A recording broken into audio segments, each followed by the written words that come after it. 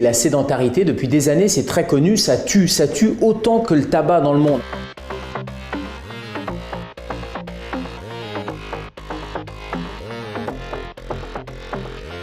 La sédentarité, la définition, c'est bouger moins de 30 minutes par jour. Le matin, on prend le petit déjeuner assis, on prend sa voiture ou les transports en commun assis, on va au bureau, on est assis, surtout que les transports en commun ou la voiture, on l'a garée au pied du bureau. À midi, on va faire une pause qui est assise et donc au fil de la journée, on a passé 8 heures en position sédentaire.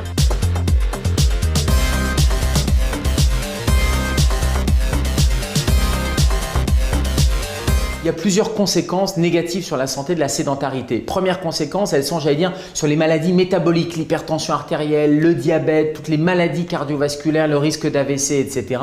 Et ça a un effet direct, c'est l'effet direct de la sédentarité. Et puis il y a l'effet indirect par l'augmentation du poids. Quand on est en surpoids, on a une augmentation de ces maladies. Ce qu'on commence à de mieux en mieux comprendre, c'est l'effet sur les cancers aussi.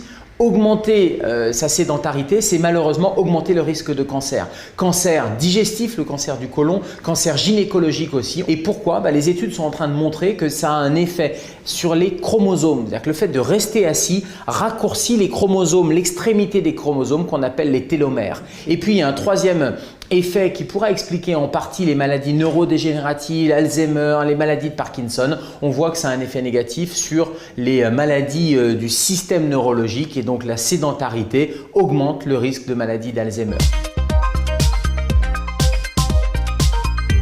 Demain, vous allez par exemple prendre le métro ou le bus, mais vous allez vous arrêter 1 ou 2 arrêts avant d'arriver sur votre lieu de travail. Ça, c'est un excellent moyen déjà de marcher et de faire vos 10 000 pas par jour, puisque 30 minutes de marche par jour, c'est 10 000 pas par jour. Deuxième conseil pour éviter la sédentarité, quelle que soit votre activité, levez-vous toutes les 2 heures. Vous pouvez vous mettre une alarme d'ailleurs sur votre téléphone portable et vous levez. Vous faites 2-3 minutes pour pouvoir marcher, bouger. Et puis, troisième conseil, allez, vous oubliez l'ascenseur et vous allez marcher. Vous montez les escaliers et vous descendez les escaliers.